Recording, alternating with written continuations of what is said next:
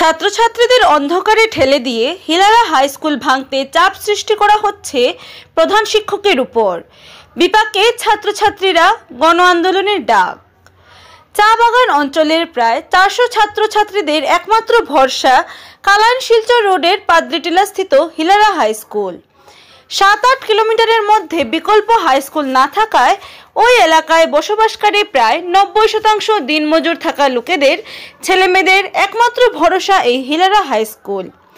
কিন্তু কালাইন থেকে বরখোলা পর্যন্ত আসামমালা প্রকল্পের সড়ক নির্মাণের নামে অত্যন্ত গুরুত্বপূর্ণ এলাকার একমাত্র হাই স্কুলের ভবনটি ভেঙে ফেলার পরিকল্পনা নেওয়া হয়েছে। আর বিকল্প স্কুল ভবনের ব্যবস্থা না করে চা বাগান অঞ্চলের প্রায় 400 ছাত্রছাত্রীদের জীবন অন্ধকারে ঠেলে দিয়ে আসামমালা প্রকল্পের কাজের বরাদ্দপ্রাপ্ত ঠিকাদার সড়ক নির্মাণের নামে হিলারা হাই স্কুলটি ভেঙে ফেলার জোর প্রয়াস চালাচ্ছে। স্কুল গৃহটি ভাঙার অনুমতি দিতে প্রধান শিক্ষক এবং ম্যানেজিং কমিটির উপর চাপ সৃষ্টি করছে ঠিকাদার।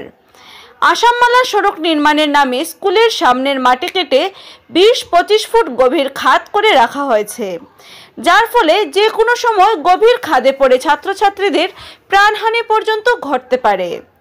এদিকে স্কুল বাঁচাও কমিটির তরফ থেকে বিভিন্ন আধিকারিকের নিকট দফায় দফায় লিখিত গণ আবেদন নিবেদনের মাধ্যমে বলা হয়েছে যে আসামমালা সড়ক নির্মাণ করতে জনগণের কোনো আপত্তি নেই, তবে স্কুলটির বিকল্প ব্যবস্থা করে ছাত্রছাত্রীদের পড়াশোনার ব্যবস্থা না করা পর্যন্ত স্কুল ভাঙতে আপত্তি ও বাধা দেবে অভিভাবকরা।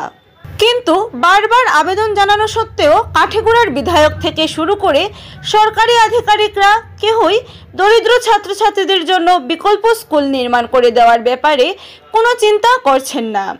স্কুল বাঁচাও কমিটির সভাপতি সমরেন্দ্র দেব এবং স্কুলের প্রাক্তন প্রধান শিক্ষক জ্যোতির্ময় পাল সহ কমিটির অন্যান্য সদস্যরা জোর গলায় বলেন, ছাত্রছাত্রীদের পড়াশোনায় ব্যাঘাত ঘটলে আগামী দিনে বৃহত্তর গণ আন্দোলন গড়ে তুলতে পিছপা হবেন না ওনারা।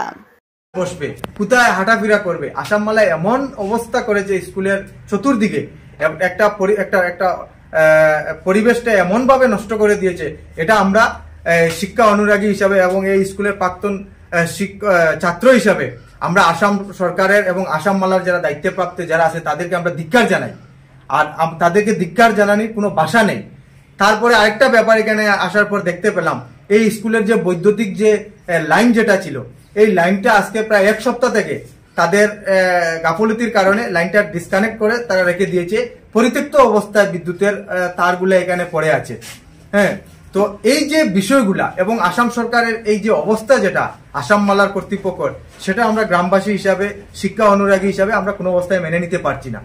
আমরা আজকের এই যে সভা, এই সভা থেকে আমরা আসাম সরকার এবং আমাদের কাছাড়ের যে জেলাধিপতি ওনার আমরা দৃষ্টি আকর্ষণ করছি।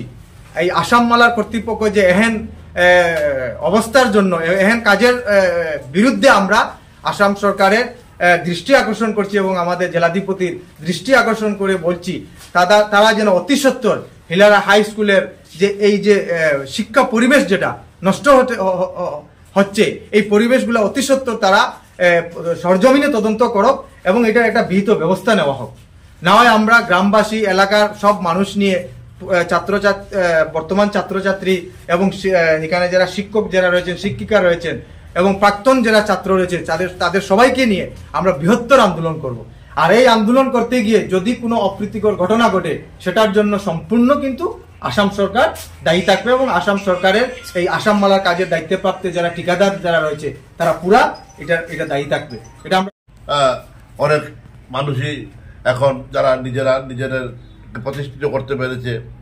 হ্যাঁ, আজকে এই যে সমস্যা যেটা, এই স্কুলটা যদি এখান থেকে এখন আসামমালা কারণে আসামমালা হবে, আসামমালা করতে দেওয়া উচিত, আমাদের উচিত। আসামমালার সঙ্গে আমরা সঙ্গে আছি, কারণ এটা আমাদের এলাকার একটা উন্নয়ন। কিন্তু পাশাপাশি যেহেতু এই স্কুলটা এখনো সরকারি স্বীকৃতি লাভ করেনি, তাদের হাতে কোনো ধরনের অর্থনৈতিক যোগান দেওয়া সম্ভব নয়। তাই আমাদের আবেদন ছিল মাননীয় ডেপুটি কমিশনার মহোদয়ের কাছে, আসামমালা প্রজেক্ট অধিকর্তা যারা আছেন তাদের কাছে, যে অন্তত স্কুলটা অন্যত্র শিফট করার ব্যবস্থা করে আপনারা এই জায়গাটা কাজ করান।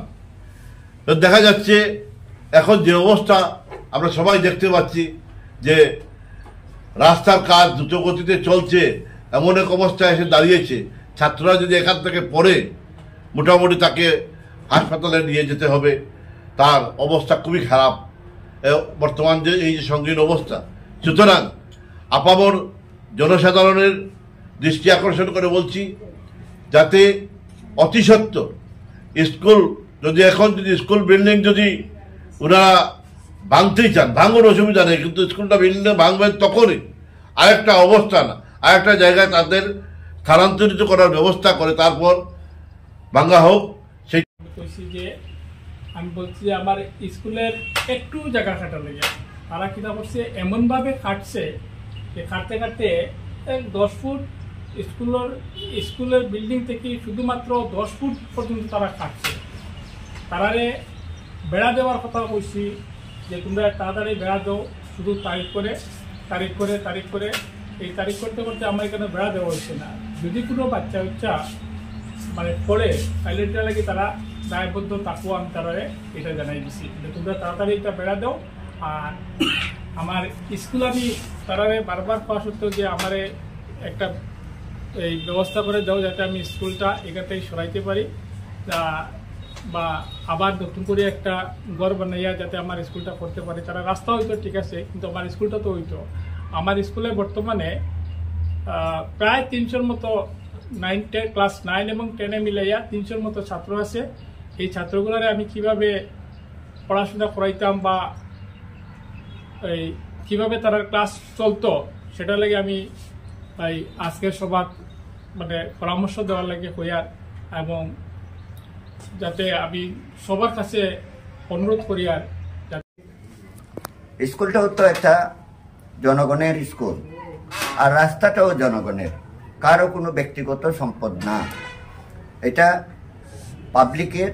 সুতরাং আপনি করতে গেলে পরে আমি এলাকার কিছু অভিভাবক এবং ভূমিদাতা যারা তাদের উত্তরাধিকারী আছেন তার সাথে এবং কমিটি হিতাধিকারী যারা আছেন সবার সাথে আলাপ আলোচনা ক্রমে আপনারা আমরা একটা সিদ্ধান্ত দিতে পারি।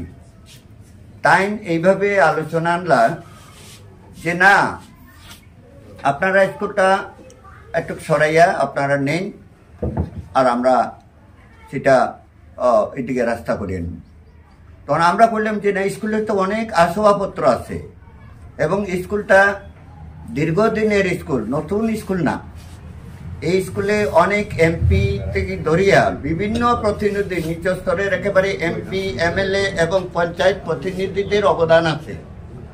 এই যে ওয়ালঘরটা তৈরি হয়েছে এটা অনেকের অবদানের মাধ্যমে দিয়ে তৈরি হয়েছে, অনেক অভিভাবক অনেকের সাহায্য সহযোগিতার ফলে 74